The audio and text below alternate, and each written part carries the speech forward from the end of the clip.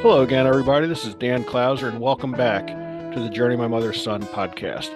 I'm joined with Dr. Sharnael, who is the founder of True TV and author of 5 groundbreaking books. Dr. Sharnael, thanks for joining me today. Well, hello. So great to be with you today on this Absolutely. cold day.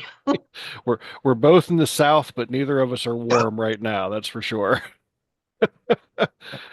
Um, but before we get started in the conversation, just introduce yourself in your own words. Who is Dr. Sharnael today? Yeah, that's always such a weird thing to try to say who you are. I'm me, I'm a mom. I'm a mom of 5 kids, a wife.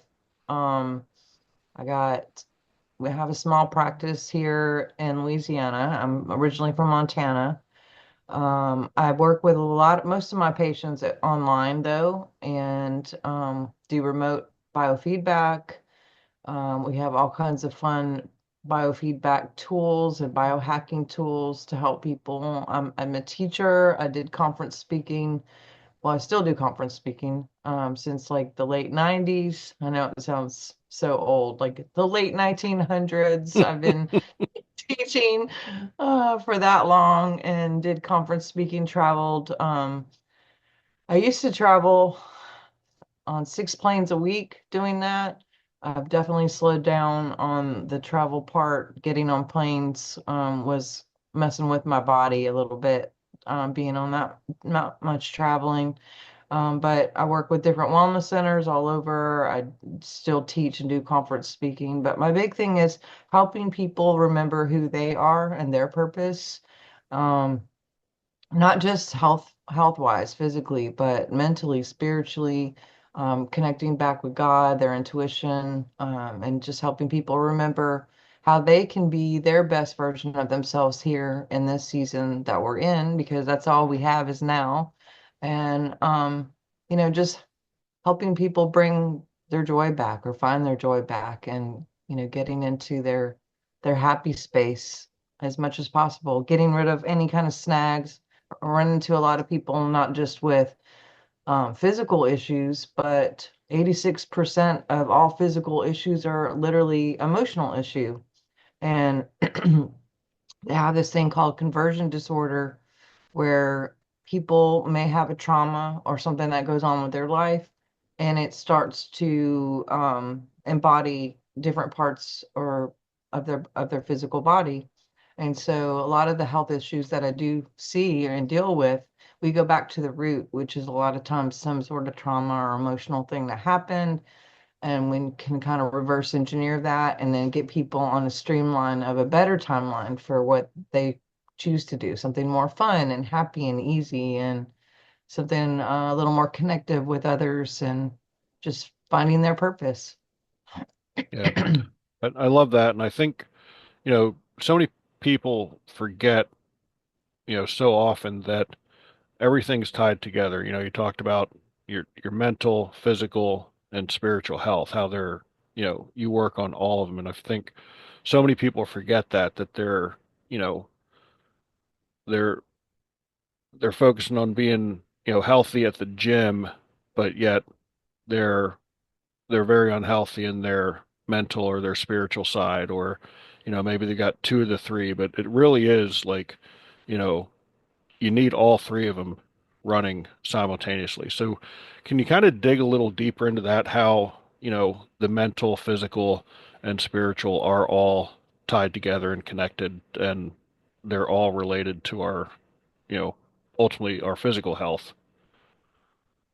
Yeah, absolutely. Well, like for example, even our language, like we can be going to the gym, but if we're saying negative things all the time, then there's a direct correlation with the physical body. For example, saying things like "I can't so clear," um, that starts to build up phlegm in the body. And or if you have this feeling like you're being pushed and you got to, but you can't because physically you feel like you can't.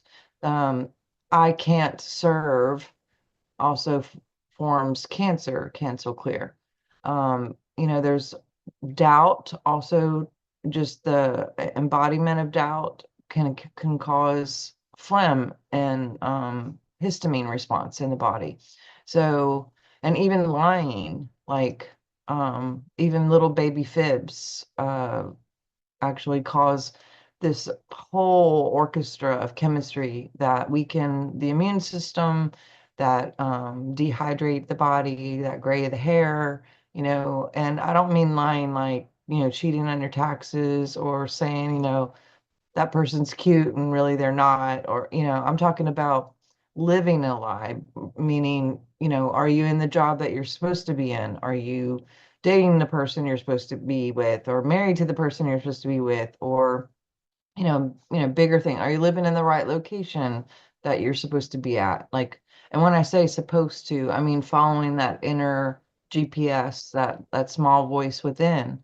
So there's like the bigger choices of living a lie or living true versus even the smallest things like get up in the morning and do you go to the gym because you heard to go to the gym, or do you go grocery shopping?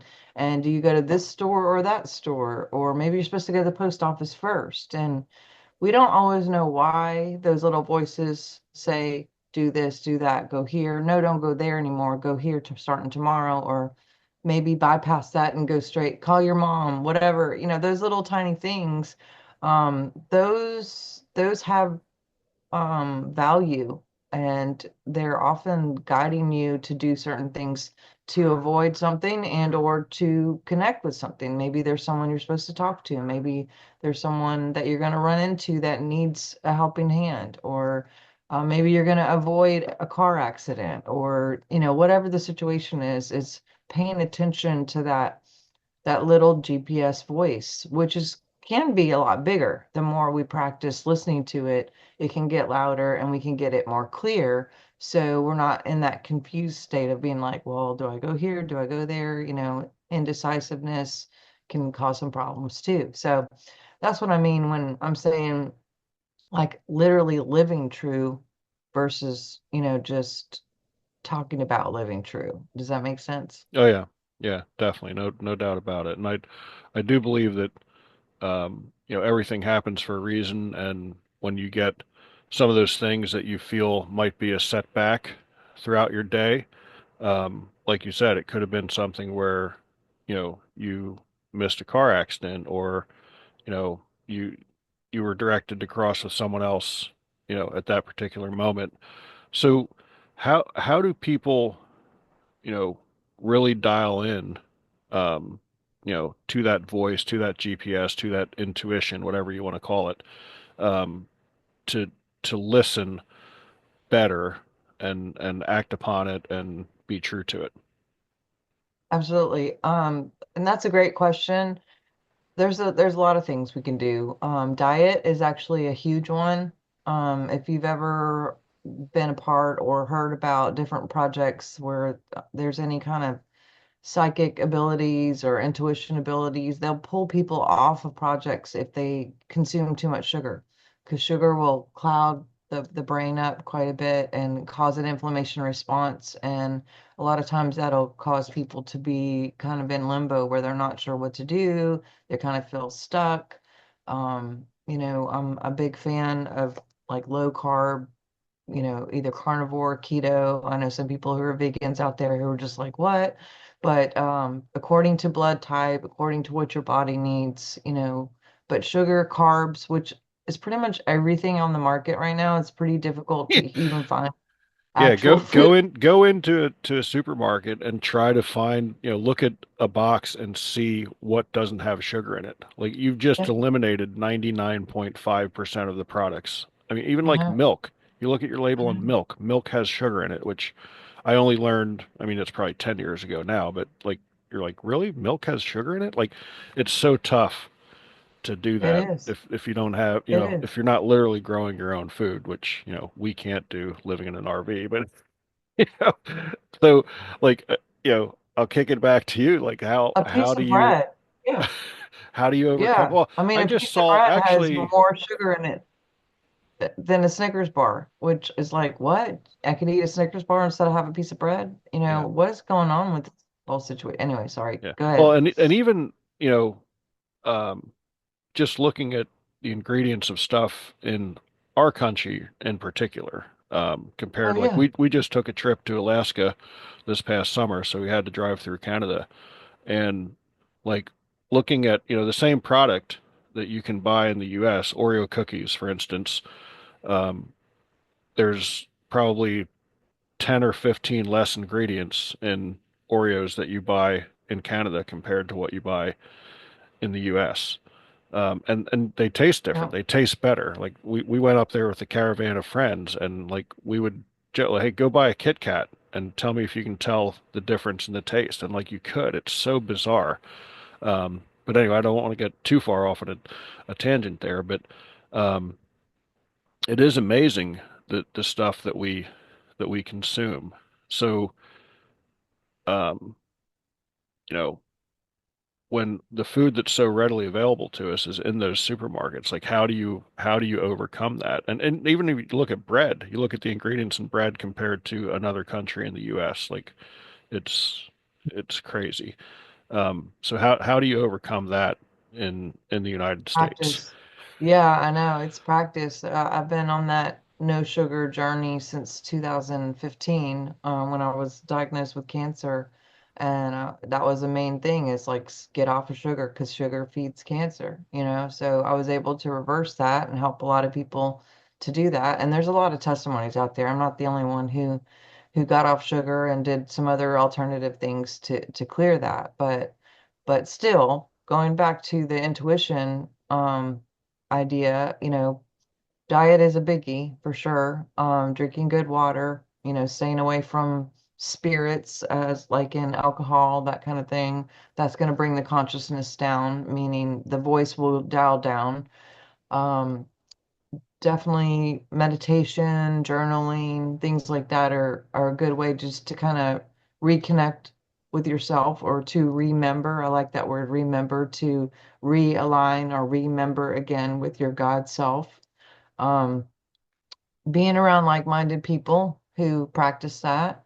And I think practice is actually part of it too. If it's when you get that little hint, follow it, see where it goes, and then do it again, and then do it again, and then do it again. And even if you don't understand why you're doing it, I have followed that hint before and went to a conference that I wasn't even speaking at, pregnant with a 3-year-old.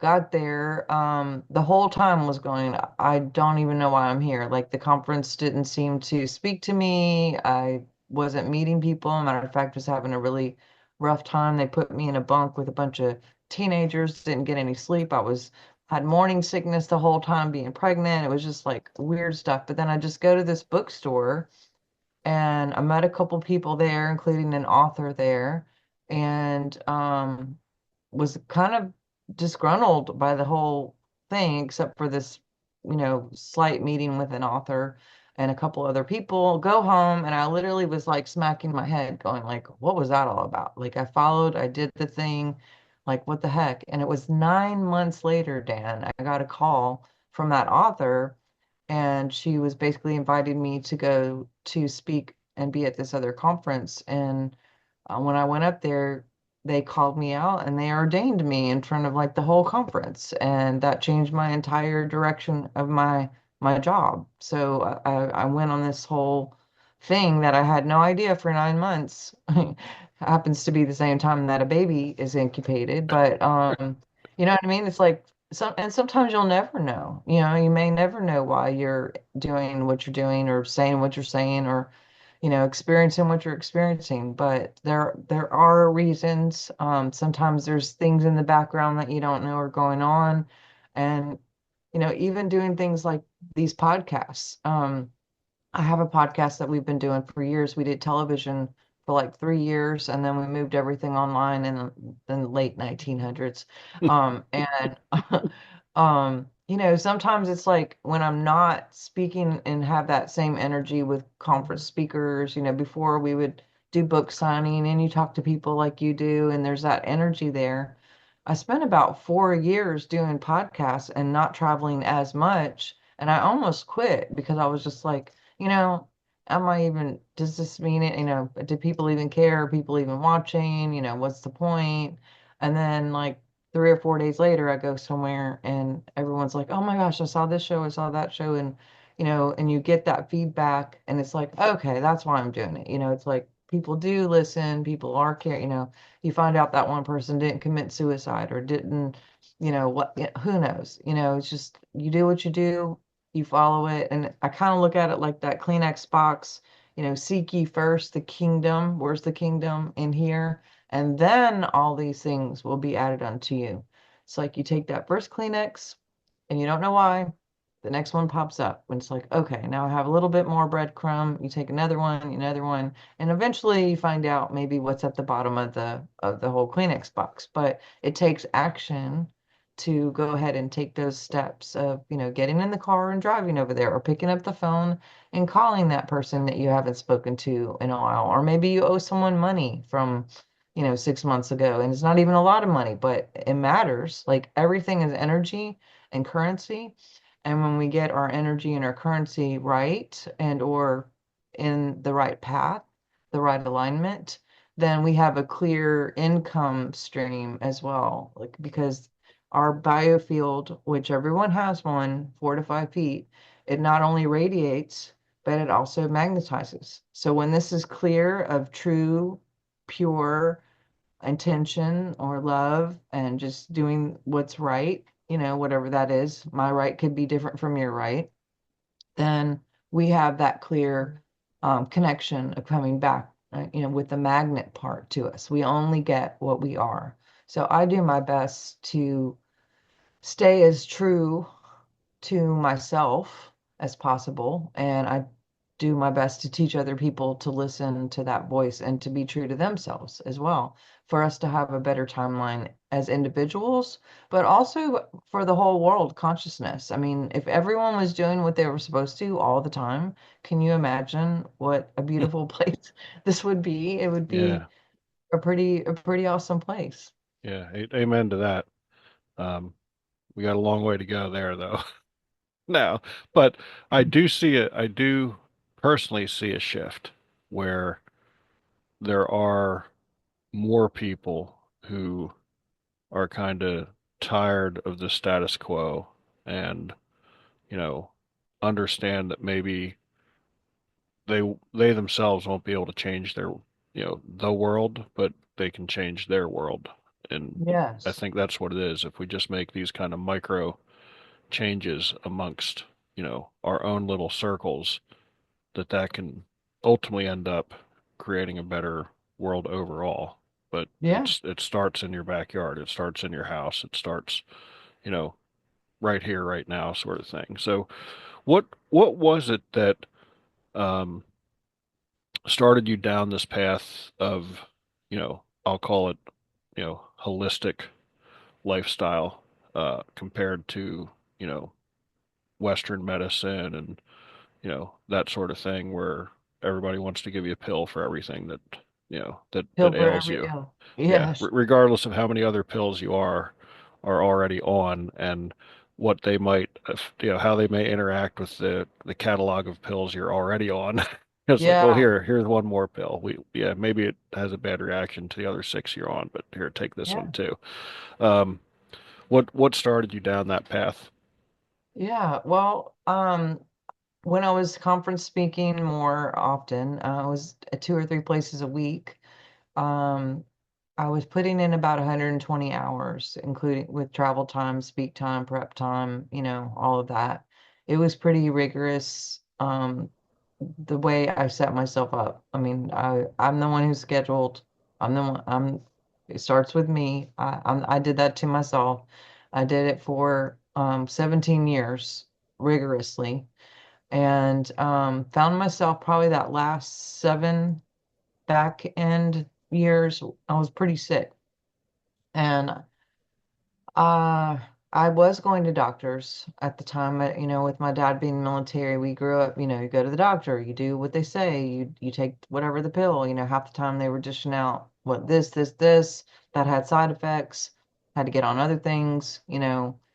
At one point, I was bringing a small suitcase with me just with my meds in it. Wow. all my other travel stuff, and I was up to 33 different meds. And medically, mentally, it was a little bit a lot because it was like, take these two together, don't take these two together. This one's at night, this one's in the morning. These can only be with milk. This has to be with food. That can be with water. Never, ever, ever take those two together. Just the maps and the charts to keep up with everything was pretty interesting. And I started having these dreams. I was teaching at the time a course on dreams and visions, and I kept having this dream saying, it's time to meet Will.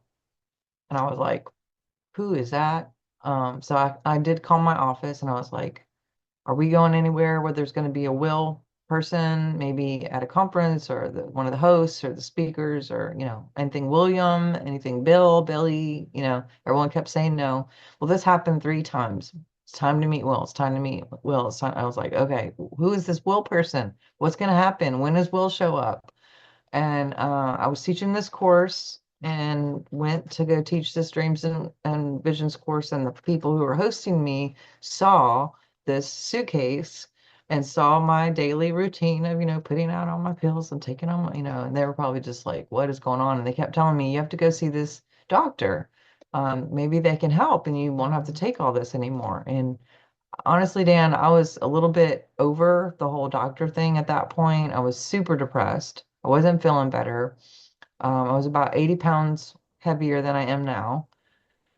Uh, yeah, I wasn't seeing a lot of traction with what I was doing, and it was a full-time job just to go see people because it was like, in between doing what I was doing, I had to get in for a day and I might spend the whole day going to this doctor, that doctor, sitting in a waiting room for a refill because they wouldn't call it in, or just constant doctors. And so her idea to go to another doctor was like, yeah, I'm good, didn't really have a lot of hope in the whole situation. But she just kept on, and she was pretty convincing. And I did go see this guy. He had a lot of really cool, kind of out of the box equipment that I had never seen before. Again, oh God, this was like 2000, early 2000. And and now they're more mainstream, like red light therapy, biofeedback, hyperbaric chambers. He was doing that before anyone had this stuff. Like he was the guy with for that stuff. And he is an MD, but he's very like naturopathic and very spiritual. He's actually a pastor as well. He has a church and he's an actual doctor. But he he did something that was kind of interesting to me is I filled out paperwork. He did not want to look at any of the paperwork. He just literally took it and was like, sat it over there. And I was like, started to tell him what was going on with me. He was like, don't tell me anything. I'll tell you. Okay. So he hands me a clipboard, and as soon as I take the clipboard, I'm hooked up to these machines, and it literally sounds like Pac-Man just died. And I was like, what is that? And his face was like, uh-oh. And I'm like, that's not the face you want to see a doctor, give. Right. So I was like, what does that mean? And he was like, well, that's different. And he's like, normally I see people like will read what's on the paper, but they don't, then maybe something happens. But you just touched the paper and instantly you're already having a response. I said, well, what's on the paper? So I look at the paper, and Dan, it says, I am loved. I have a call, I have a purpose, I am beautiful, just these statements that are really loving and kind. And I was like, okay, what about it? And he was like, well, basically, your body is rejecting everything on this paper. You don't believe any of it. And I was mortified because this is what I taught for that whole 20 years. It's like a decade of teaching people that they're loved, that they have, a special life about them, that they're different, that they're, celebrated, that they have a mission. And like, I don't believe it about myself. That's not a really good rep. So I was very nervous that he would ask me, what do you do for a living, by the way? I was fully prepared to say, like, I'm a pro bowler. Yeah, that's it. Um, but yeah, he didn't ask me, thank goodness. But I was like, well, what do I do? How do I fix that? Because I didn't know that my subconscious, that undercurrent program was basically, I'm not enough. I'm not good. I don't, whatever those tapes were rolling, there was something really deep underneath there that wasn't connecting to like the actual truth. And so he said, give me the paper back. He took the paper and he sat there for a minute. And then I saw him write something on the paper and then he hands it back to me. So I'm like, what's on the paper? I like grab it. And the only thing that he had wrote on there on the top was, I will. And so I was like, I don't, I don't get it. And he was like, I want you to get in the mirror every day and I want you to say this. I want you to read this. I will that I am beautiful. I will that I have divine purpose. I will that I have a purpose. I will that I am healthy. I will that whatever, whatever, whatever. And I said, what? And he said, your will is 400,000 times stronger than your spirit. You can actually override God's will with your will. And then I sat there for a second, and all of a sudden I heard, it's time to meet Will. And I was like, oh. So he started testing me, and he found out that there were 28 traumas lodged in my body at the time. He started talking about frequency and different things having to do with, our health on a healthy day is 67 megahertz. And it'll start dropping based on different things having to do with diet, mindset, alcohol, drugs, things like that can lower, lower, lower. Pharmaceuticals, which are by definition, pharmaceutical comes from pharma or pharmakia, which means witchcraft. That will lower, believe it or not. I'm not saying people go out and get off all your drugs. I'm just saying be mindful of what you're taking, and maybe that shouldn't be what you take. Maybe there's an alternative. But in the process of me, doing what he said as far as practicing, and then I started using essential oils and some other frequency things to bring the frequency up. Within 16 weeks, I got off all of my meds. I dropped 80 pounds without changing my diet. And when he retested me, I went from 28 traumas in my body to 4 traumas in my body, meaning that conversion disorder that I talked about earlier, where a lot of these things that were showing up in my body were related to the trauma. When the trauma was cleared, then the symptoms also cleared. And again, after that, I was like, well, if I could lose 80 pounds just by losing trauma, because a lot of times people will carry weight when they have trauma because they use it as a defense mechanism. So no one will look at them, or maybe they'll, be a little bit more hidden or protected. Like an animal, um, if like a cat runs into a dog, they might like get bigger, and dogs see another dog, they try to get bigger. Like people do the same thing when they're trying to protect themselves. And I Right. thought, well, gosh, if I change my diet, like actually, maybe I'll feel better too, And so then that started that. And eventually, I kept having dreams about going back to school as a 37-year-old and getting my doctorate in naturopathic medicine, which I didn't even know what that was until I met this guy. But then I kept running into other people who were naturopaths in that spiritual vein where they really believed in God, they believed in, how we're made and why we're made and the natural way. And I was on a plane and I was going somewhere and I literally said out loud, God, do you really want me to go back to school and be a naturopath? And literally, I look out the tarmac and there's this little cone thing and it says ND that way and in the direction that I was going. And I was like, okay, God. And so I went back to school and that's kind of how I ended up where I am now. Very cool. Very cool story. Um, what about vitamins? I take a lot of different vitamins each day. Um, what is that? Obviously, it's not a pharmaceutical, but it's still something manufactured, and you know, it's not a substitute. I mean, obviously, the best way to get your vitamins is through your food.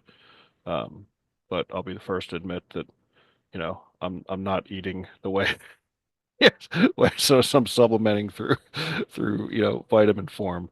What are your feelings taking a bunch of different vitamins throughout the day. Yeah, I don't think vitamins are bad. I have, a matter of fact, I think a lot of times they're quite required, just like you said, we may not be getting it in different ways. And so supplementation could be a way. I will tell you, there's a lot of companies out there that do not test well, and or they have been bought out by people who don't have the best intention with people. They're just trying to save a buck. There might be like sawdust in the pills, or just, kind of maybe some really low grade um, ingredients, that aren't serving us very well. So I do a lot of third party testing. And for example, Pure was a really good standard medicine or supplement that I used to give my patients.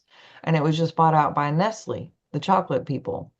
Their ingredients are completely different now. I mean, the bottle looks similar and all of that looks the same, but it doesn't test as well. And I had been giving it out, and all of a sudden I was testing, and I'm like, why isn't this testing well anymore? I did some research and found out they were bought out. Burt Bees has been bought out. Tom's has been bought out. So just when you think you find something, sometimes like still pay attention to who owns it and like what the situation is with that.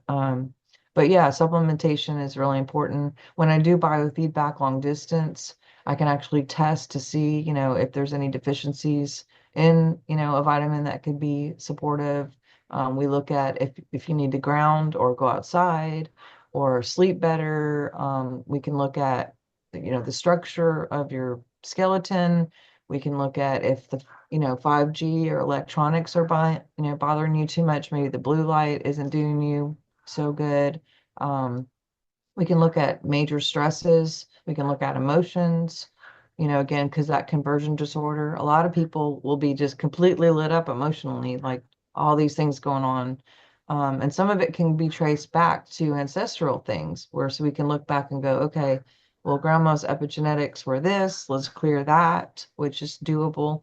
And that way you don't see symptoms with that later on. So there's a lot we can look at, even long distance, and kind of get some diagnostics. But the cool thing about biofeedback is we don't just get diagnostics, we then customize frequencies to send back to the person. So if you are maybe needing a little more frequency in certain areas, we can send more to you to get the ball rolling. So your body will start to get entrained into that new frequency, and you'll be at a higher frequency instead of the lower frequency, which that's the best way to be. Yeah, yeah, very interesting. I know I did a podcast not too long ago where a woman was telling me about, and I'm sure you've probably heard of this. It was I don't remember now if it was a Japanese water experiment or a Yeah. Chinese water experiment, Japanese water experiment. When you were talking Emoto. about reading, you know, reading that paper, it made me kind of think of that where, you know, he was speaking love to one cup of water and hate to another cup of water, and the way the the molecules literally changed, in water, um, by what you're, what it was hearing. And, Yeah, so talk a little bit about, how important, you know, what we're saying, not only to others, but more importantly ourselves, um, creates healthy or unhealthy bodies. absolutely. Yeah, because our brain is like 98% water, and our body is about 70% water. And so, what we not just what we're thinking about, but what we're saying really, our body's listening. And so, mindsets are really important. And we could have these mindsets that we don't even know that we have, that are just like in my case here.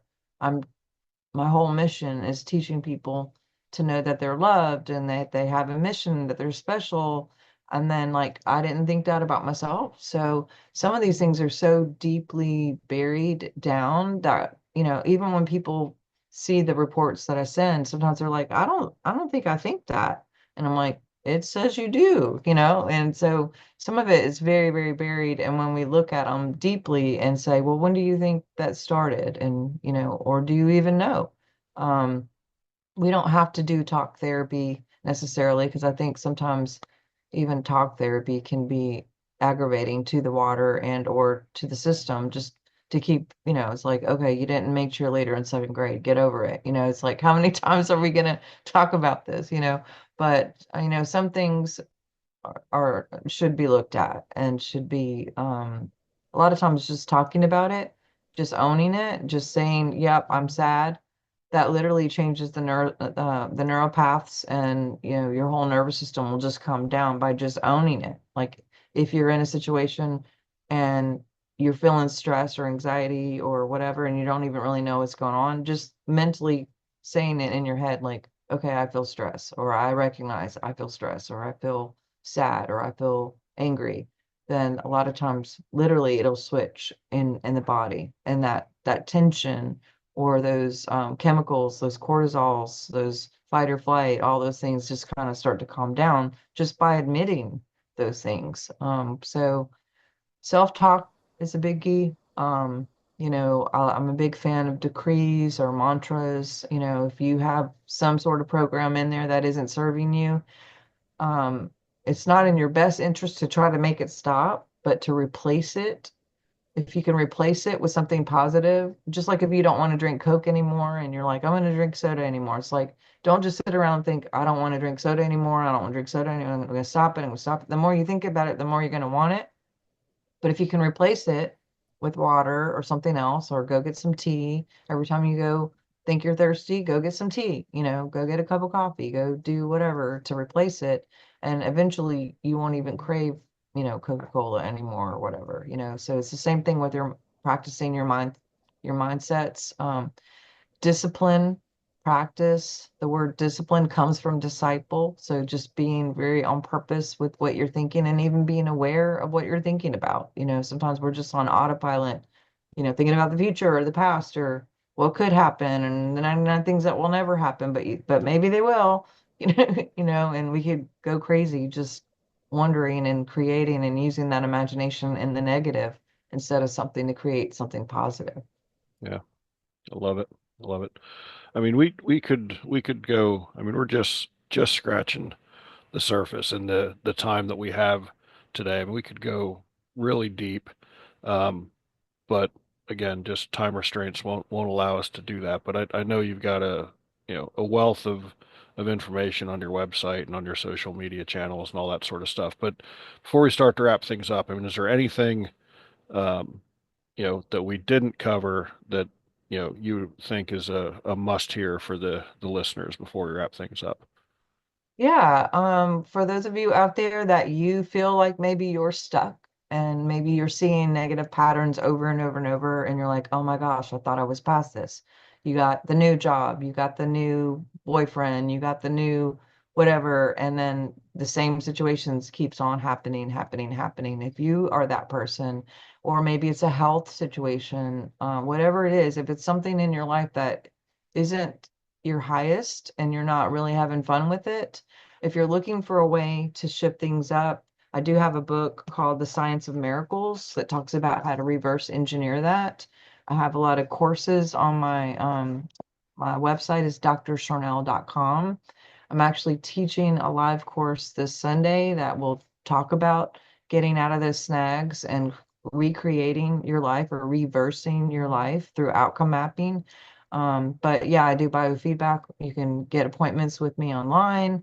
My podcast is every Thursday and at noon, and we have a lot of fun people. We talk about the paranormal, intuition, kind of the truther kind of stuff, and health stuff. We have a lot of actors and actresses and entertainers and politicians and regular people who just like to talk about fun things. And but yeah, you guys can find me at Dr. Sharnael. I'm on all the platforms, Facebook and what have you too. But I'd love to work with anybody who's ready to have a new 2025 year and to look forward to having some fun instead of some of this, stuff that maybe you've been stuck with, using your will to get out of that. And also, just want to say thank you for what you do and your service, because Dan, I mean, you know what's on the news, you know all the stuff that goes on in the world, and people who do podcasts like what you're doing and bring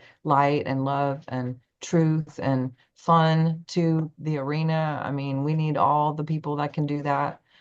So I appreciate your service and what you're doing here and just helping people, find some light in this world. No, no problem. No problem. Um, So that I mean, you already let people know where they can find you. So, and I'll put links to your website and all that stuff in the show notes, so it'll be real easy for people to click on and reach out to you. And I hope they do because I think there's a like I said, we only scratched the surface of what you're doing and what that holistic journey is, and shifting further away from you know big pharma and Western medicine or healthcare, or probably more appropriately called sick care, because that's really what it is. It's not about figuring out how to keep us healthy. It's how we treat it when we do get sick. Um, but so that brings us to our final question, and someone like you already answers that question throughout the show, but I always still ask that question so that you can kind of box it up into one final package. But as you know, the subtitle of the podcast is Many Little People in Many Little Places, which comes from the opening lyrics of a Michael Franti song, Gloria, which go, when many little people in many little places do many little things, then the whole world changes. So what's one of the little things that Dr. Sharnael does on a daily basis to make the world a little bit better place? Yeah, I love that. This is weird and maybe funny, I don't know, but my kids and I play this game called the smile game or the wave game, depending on if we're in the car or if we're out and about. But if we're in our car, for example, every person that we drive by, we wave at them and smile. And or if we're out and about shopping at the grocery store, we will on purpose like try to catch people's looking at us and we'll smile and like, wave and see how many we can get to wave back and smile at us. And sometimes you get, Mr. Grumpy Pants, and then he'll start out being really, grumpy, and then, maybe my youngest will do an extra smile, and the three of us will get him to smile back. But that is really contagious. You'll find out that people are a little less, for sometimes they're on extra guard when you do it because they're just like, what are you smiling about? Why are you smiling at me? And they're suspicious. But the majority of people will actually catch the smile. And it's an automatic mirroring thing. And even smiling on purpose can actually turn your insides to have a different flavor and a different health benefit. And so you can fake yourself into being happy and it changes the chemistry of your body. But if you could do that everywhere you go and get people to smile back at you, it's fun. It's actually a fun game. You should try it sometime Yeah. if you haven't tried it. Yeah, I actually do that quite a bit when I'm walking. Even if I'm walking along a street and cars are passing by, I'll wave to them. If I'm walking in the park, I'm always, good morning, say good morning to people. And like you said, I mean, some people they respond, they say good morning, they smile back at you. Others like they just kind of ignore you, pass it off. And even when the 95% of the book signings that I do are in grocery stores, so I have a table set up and it's not like you know a marketed advertised function. It's literally just people walking in and I've got my table there and my books, and I tell when I'm telling people about the program, I'm like, half of what I do is a store greeter. Part of it's just people watching, and then the other is, telling my story and hearing other people's stories and selling books. And even then, like as people are coming in, it's like, good morning, good afternoon, hi, how you doing? And again, some respond, some don't. Um, but you're just the way I look at it is I'm throwing it out there. It's up to them how they respond, and if they don't smile back or don't say hello back, that's not on me, that's on them, at Absolutely. that point. And you know, as we both know, we both recently lost fur babies not too long ago, but like my dog, I mean, he was like when we were in the park, like everybody was supposed to pet him. They didn't know that, but he knew it. And it was funny, like even he, because not everybody is like us. We're not all dog people. I don't know why, but some everybody has their faults, right? So, Right. some people aren't dog people, and he wanted to go up and say hello to everybody. And like when people would, take a step away from him, like he would literally like look at me and be like, what's wrong with that? Like, why did they not want to pet me? Why did they not? And I'm like, Yuke, it's okay. There's just some people that aren't dog. But boy, when he found those people that wanted to, and he could spot someone who was a dog person from 50, 100 feet away, like he would start pulling and like, I know this person wants to say hi. He would literally start pulling me towards him. But um, so I guess that's one of the things that he taught me throughout our 15 years together is that, you know, he started out by throwing out the smiles and stuff, and I just have picked up on it and have kept it going for sure. So I think that's a great thing to do. Like you said, you throw it out there, and it's up to them what they want to do with it. So I love that answer to the question for sure. So, folks out there listening, be sure to check out my other podcasts and blogs at journeymymotherson.com. While you're there, check out our Pay It Forward program where you can pick up a copy of one of my books. Sandy and I will donate it to someone, somewhere along our travels. And again, Dr. Sharnael, this is a great conversation. I really appreciate you taking the time. And, hopefully we can cross paths at some point and sit down and talk a little bit more about what you're doing. That'd be awesome. I appreciate you so much. Thank you. Absolutely.